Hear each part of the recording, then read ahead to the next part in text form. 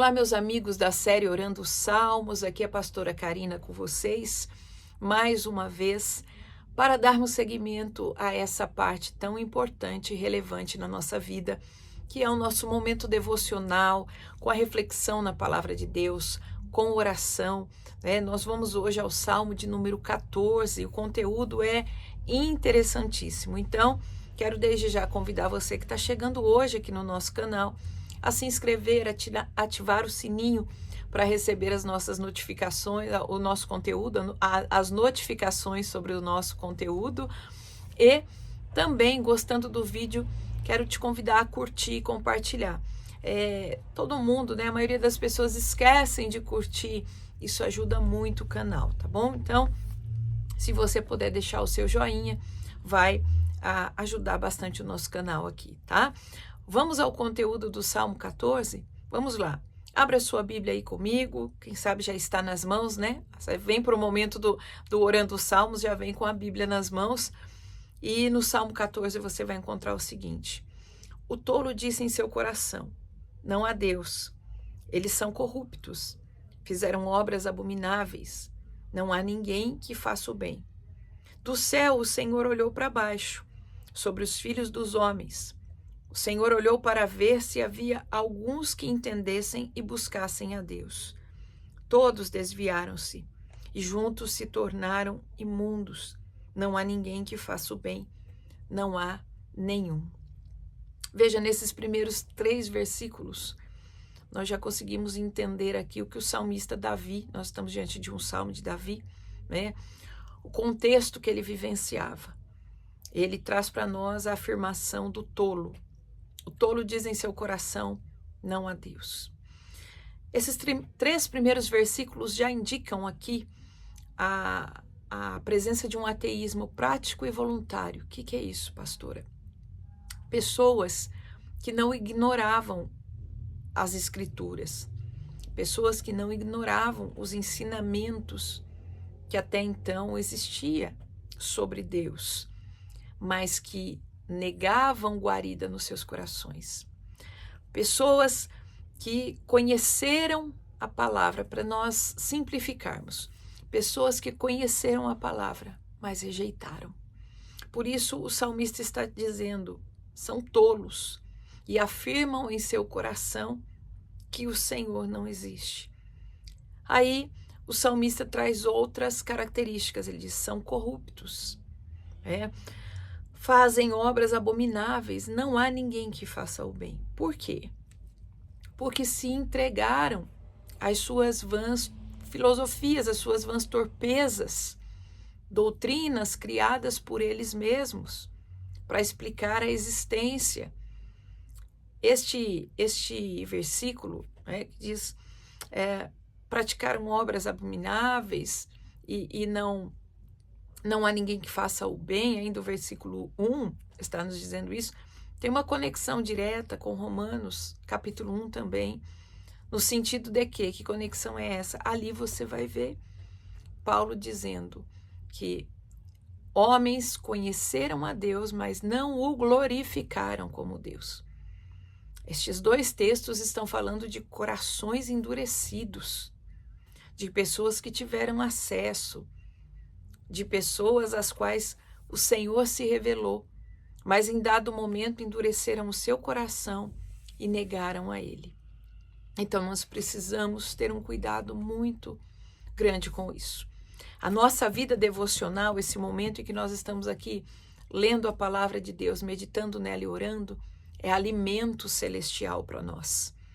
Nós não podemos deixar de fazer isso, porque senão, se formos entregues à nossa própria carne, a tendência do nosso coração é se endurecer. Você deixa de buscar a palavra de Deus um dia, você deixa de orar um dia, no segundo dia você já não quer fazer, no terceiro ficou mais difícil. No 4º dia, você já se habituou a uma rotina sem a palavra de Deus e sem a oração. Essa é a inclinação da carne.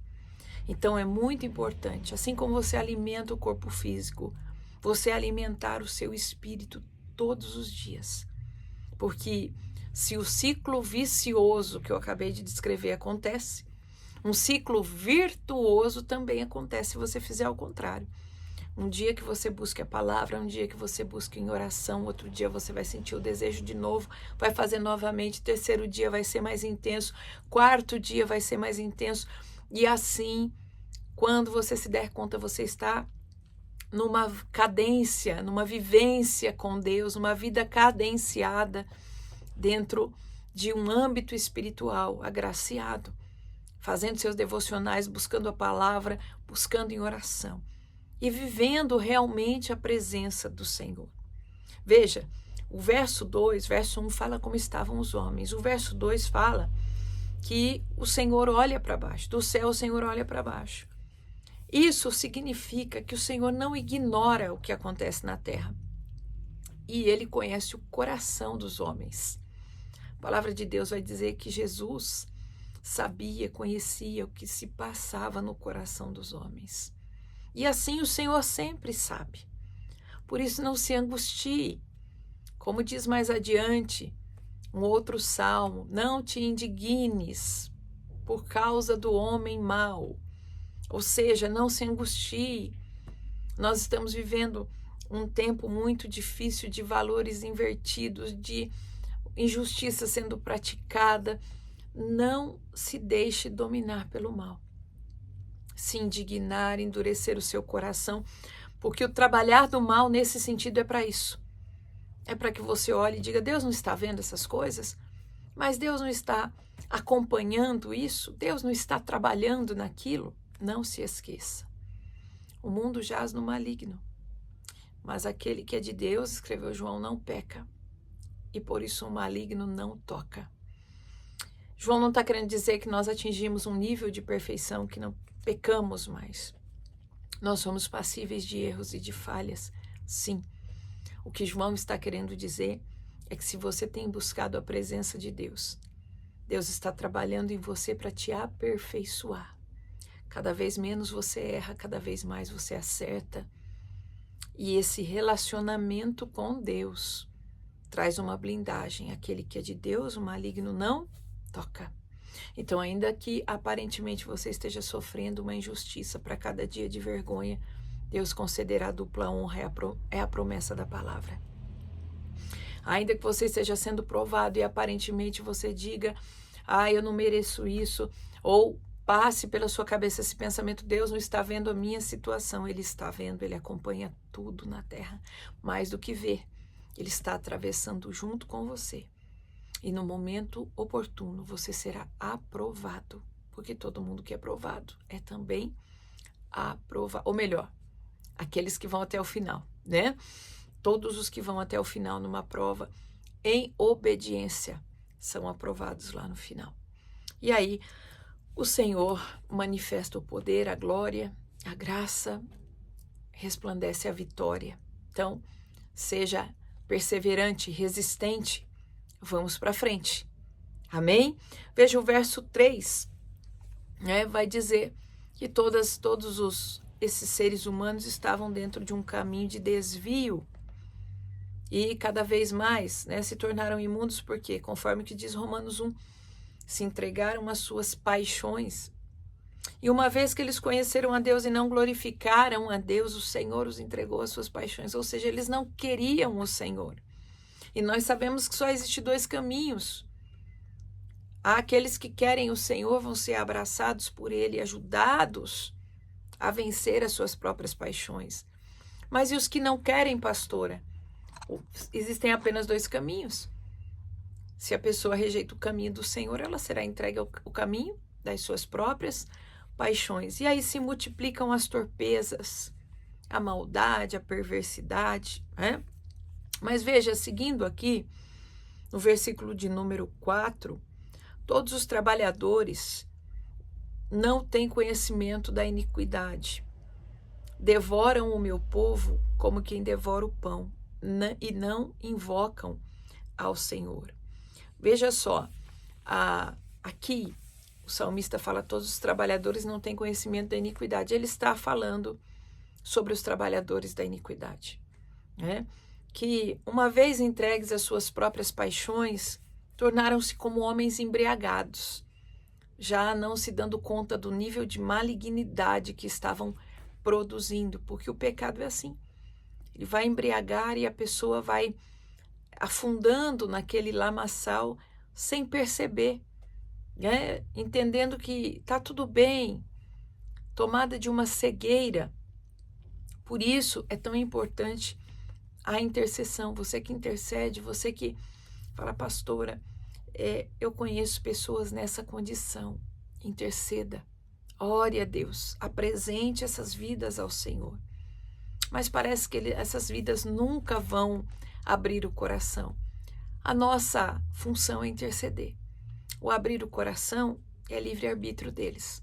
Nossa missão é interceder. Não desista da intercessão, certo?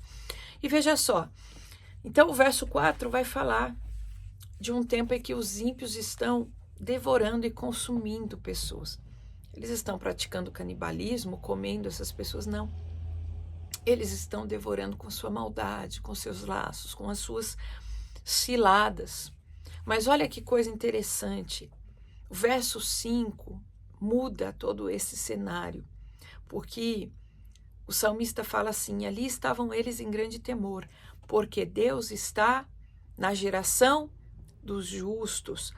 Vós envergonhastes o conselho dos pobres, porque o Senhor é o seu refúgio. Se a salvação saísse de Sião, quando o Senhor trouxer de volta os cativos do seu povo, Jacó regozijará e Israel será feliz. Este versículo 5 traz aquela esperança ao coração. Por quê? Ainda que a terra esteja tomada por homens maus, como descrevemos aqui, homens com coração endurecido, homens que não querem se abrir para Deus, há uma promessa. Deus está na geração dos justos. Nunca faltará geração do justo sobre a terra. Sabe por que é importante? Você que recebeu Jesus e foi justificado pelo sangue, você, quando Deus olha do céu para a terra, ele te vê como um justo, justificado não na sua força, não por sua bondade, não por mérito seu, mas justificado pelo sangue de Jesus. E a sua geração traz a presença de Deus. Olha que interessante, se a gente ler rapidamente, a gente pode pensar, olha, Deus está nessa geração, nós somos justos. Não é mais do que isso. O Senhor está na geração do justo, em todas as gerações. O seu filho, o seu neto, o seu bisneto, em cada geração que nascer, Deus estará presente. Por isso, o verso 5 começa dizendo, ali estavam eles em grande temor. Quem? Os perversos, os tolos que diziam não a Deus. O que faz essas pessoas tremerem na terra? Saber que existe ou que existem homens e mulheres que creem na justificação do sangue de Jesus. Homens e mulheres que vão gerar gerações que temerão ao Senhor.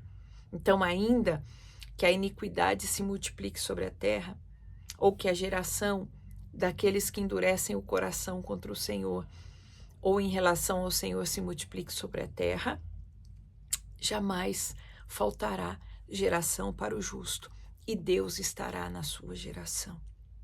Assim também, se você vem de uma família, falei da sua descendência, mas talvez você venha de uma família onde a sua avó temia o Senhor, a sua mãe temia o Senhor, a bisavó temia o Senhor. São gerações e você é uma parte dessa engrenagem. Então vale a pena lutar pela fé, vale a pena não desistir, ainda que como o salmista, né, que ele olha e se sente isolado. No verso 3, passamos pelo verso 3, e eu não fiz essa observação, mas ele está olhando e falando, Senhor, não ficou ninguém que faça o bem, ele está se sentindo isolado ali. Mas ele não desistiu de fazer o bem. Então, o conselho dessa palavra para você é, não desista de fazer o bem.